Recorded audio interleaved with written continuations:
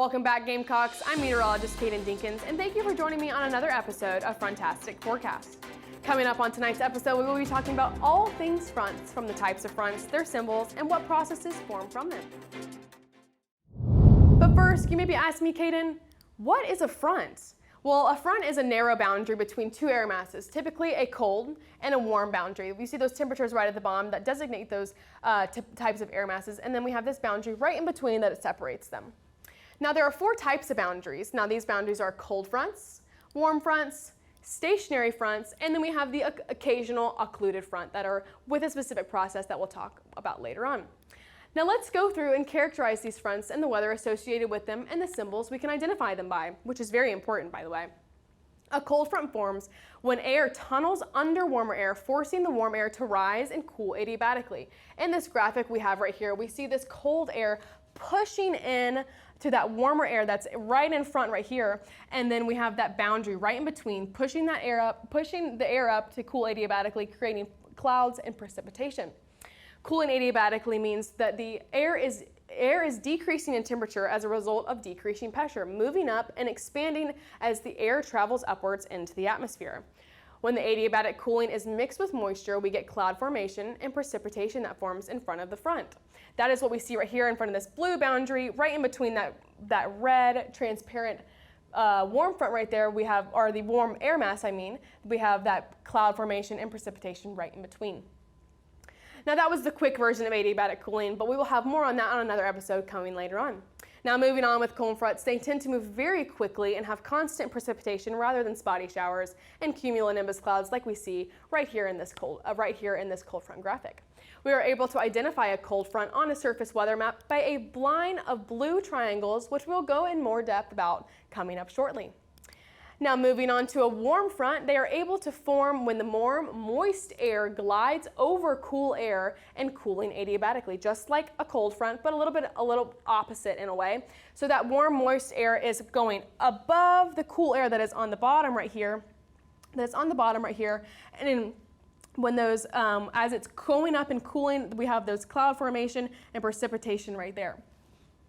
Similarly to cold fronts, like I said, this can produce precipitation with an added moisture source. The positioning of the warm and their slower movement are the only differences. The clouds ahead of the front are able to spread out more due to the expansion of the warm air. So as the air goes up, they spread out as it's a little bit warmer than the colder air. We are able to identify warm fronts on a surface weather map by a line of red half circles. And now that we have covered the two main fronts, stationary fronts are up next. Can you guess what that kind of front is?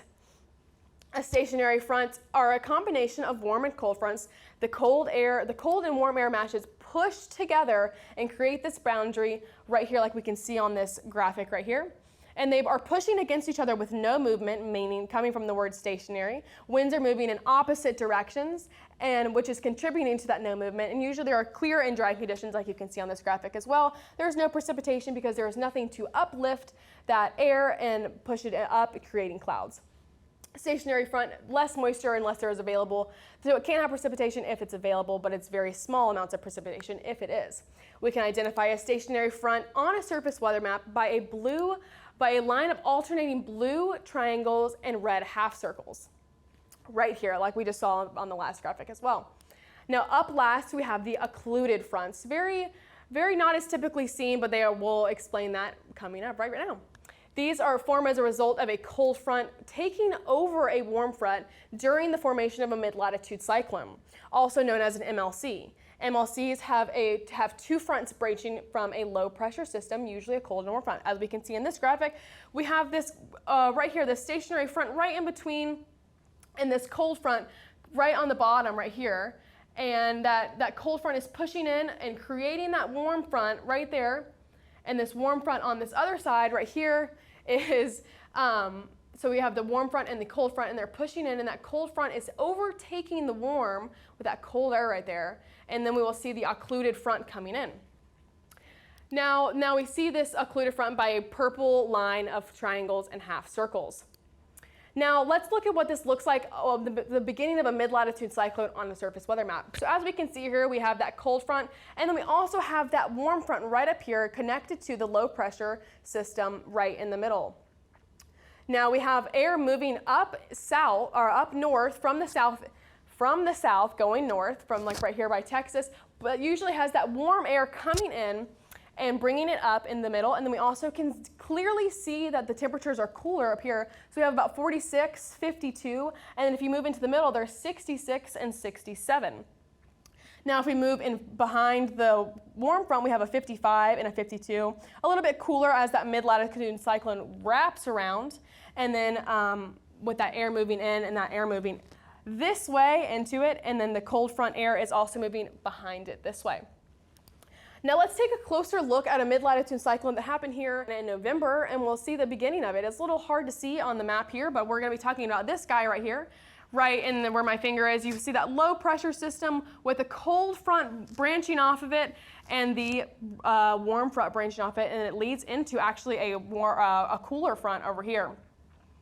If it was a little bit closer, we would see those. There's one right there. There is a wind barb going towards the middle of the mid-latitude cyclone, and then these are going towards this way as that cold front pushes forward on this map. And this one is pushing this way as it forms, and it will continue this circular motion as the mid-latitude cyclone moves on.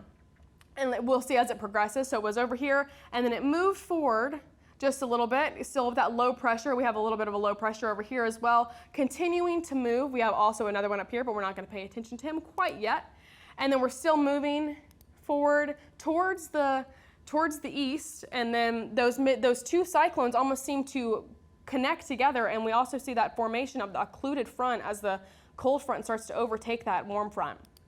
And it continues to go, and we have those wind barbs moving in. And then if you also were to notice on this side, those temperatures are getting cooler behind that warm front, and right here they are warmer, and then they're cooler again up on this front area as that warm front moves in. And I want you to notice that these lines are getting a lot closer together, which adds a nice added pressure gradient to that, and creating a vorticity for the mid-latitude cyclone to create it to spin a little bit more and continue to push forward. There's still that occluded front in the last slide. It kind of went away a little bit, but it's adding it back.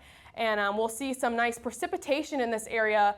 Also with these cooler temperatures right here, it'll be mixed with snow. And then it keeps progressing on, and like I said, we have this nice comma shape right here, which is what you can commonly see with a mid-latitude cyclone. If you're looking at it from a precipitation standpoint, you'll see a nice comma shape at the end of that mid-latitude cyclone. And like I said, we have the occluded front, and then also if we look at these pressure gradient isobars, we will see that they're so much closer together, creating, like I said again, a larger vorticity for that mid-latitude cyclone to keep spinning and pushing forward. Now let's take a look at a video as this, what I just showed you, but in video form. As this storm progresses on, you'll see this time lapse at the top of the slide telling what day it is. So we're still in Wednesday, and we're just pushing slightly forward.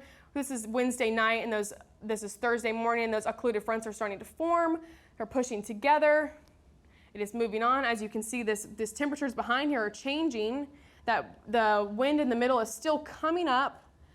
We see that mid-latitude cyclone, the occluded front pushing in, those pressure gradients getting closer together, and it pushing on out to the coast. Now let's take a look at some forecasts for that map as we just looked at. Because you see a little bit of different weather and temperatures coming along with different areas that you're in. We have the Fort Worth, Texas. So we have that mostly cloudy, 76 right here with a low of 58, mostly cloudy on Tuesday, November the 9th. Wednesday, we see some scattered storms as that front pushes through Texas with a high of 78 and a low of 56. So the temperatures are still warm. And then we have here an 11-degree drop in temperature with a high of 67 and a low of 47. Mostly sunny with very little bit of cloud coverage, and those winds going north at 26 miles an hour. So as we see, so they're going northwest in this first one, and then south, and then north at 26 miles an hour, and this on Thursday, and that temperature drops 11 degrees. That is a good indicator that the cold front has passed. There is a wind change, and there is a drastic drop in temperature. And as we move on Friday, it warms up a little bit, mostly sunny as that cold front continues to pass. 69, low of 44. Wind speeds have slowed down just a little bit, still mostly sunny. We have a mostly sunny rest of the week, Saturday with a high of 64 and a low of 39, with those temperatures at south at 14 miles an hour. And on Sunday, once again, mostly sunny, but those temperatures are warming up nice to the 70s with a low of 45 and the wind speeds at south 15 miles per hour. That front has completely passed and gone through Texas by this point. But what we wanted to know is that cold front passes on Wednesday as those scattered storms approach, or as the scattered storms approach on Wednesday and then fully passes on Thursday. Now we have Madison, Wisconsin, which is a very interesting one. We have these mostly sunny skies on a high of 67 and a low of 40, with that wind speed at northeast at 10 miles an hour. Now, if we move on to Wednesday, we kind of see that light rain coming on with a high of 55, good, nice 12-degree drop there with a low of 25, very cold, and a winds going southeast at 20 miles an hour. That's a big change from northeast to southeast. So that's our indicator right there that cold front is starting to push through. And then Wednesday, the temperature drops again, 54 with a low of 39, and those wind speeds going southeast at 22 miles an hour with possible showers. And then Friday, we have rain and snow, which is where that, as I mentioned earlier on, where that occluded front is, that those really cool temperatures and rain will bring that snow if the temperatures allow it, with a high of 39 and a low of 34, with southwest winds going at 17 miles an hour. So this occluded front is kind of lingering on here on Saturday with the light snow with a high of 38 and a low of 34, and northwest winds at 15 miles an hour. And Sunday, rain and snow once again, 36 and a low of 30, with winds going northwest at 23 miles an hour. That occluded front continues to wrap around at the end of that mid-latitude cyclone's transition across the United States, and pushes off with that occluded front, still lingering on a little bit. But we're going to move on to Knoxville, Tennessee. This is our last stop of that mid-latitude cyclone before it pushes off to the coast. Now Tuesday, we have mostly sunny with a high of 73 and a low of 36. Winds going northwest, or going west at 9 miles an hour. And then we also have mostly cloudy on Wednesday. We have mostly sunny on Tuesday, mostly cloudy on Wednesday with the same high of 73 and a low of 42, and then northeast winds going 6 miles an hour. Now we have Thursday, mostly cloudy with a high of 73 once again and a low of 41. Those temperatures are staying very consistent as we move on, because that front has not even gotten anywhere close to us yet. And then we have a low of 41 and going south at 26 miles an hour. And then Friday, we have mostly sunny once again with 62 degrees with a low of 44 and winds going west at 22 miles an hour. And Saturday, this is where we really want to look. We see a 10-degree drop in temperature with a low of 35 and winds going west at 17 miles an hour. So we don't have that wind change as much. We do have that temperature drop and that precipitation that we're going to see as that front pushes forward. But this is where we want to look at the wind direction. This is going southwest at 23 miles per hour, but it is mostly sunny. But that has indicated that front has passed fully. Now that is all I have for you guys on tonight's edition of Frontastic Forecast with meteorologist Caiden Dinkins. I hope you guys join me for another episode coming up later on this week, and I hope you learned something today. Make sure you stay warm for the following rest of this week and enjoy your nights.